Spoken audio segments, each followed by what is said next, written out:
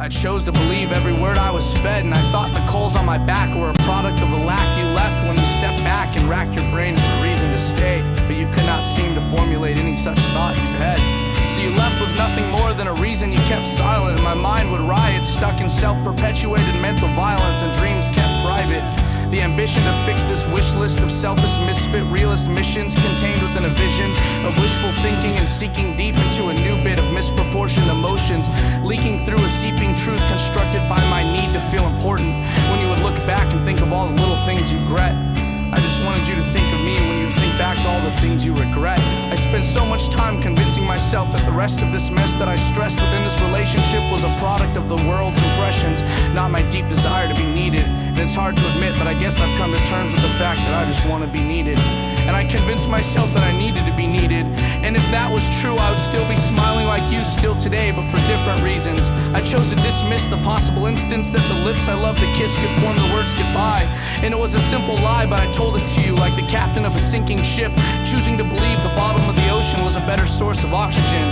It's so nice, and I still chose to believe I misinterpreted your dialect and everything you said about it. Your diction, your diatribe, posture, body language, and connotations all pointed in the same direction.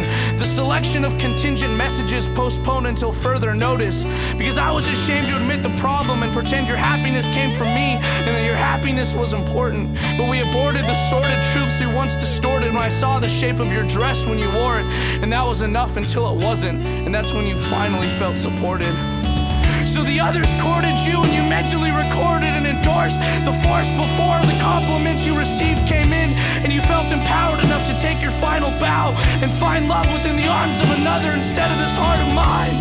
And that's fine, because I would do the same and I would leave me, not because I'm useless and not because I'm broken, not because I'm sad and not because I'm worthless, but because I saw value in your smile and not in your values.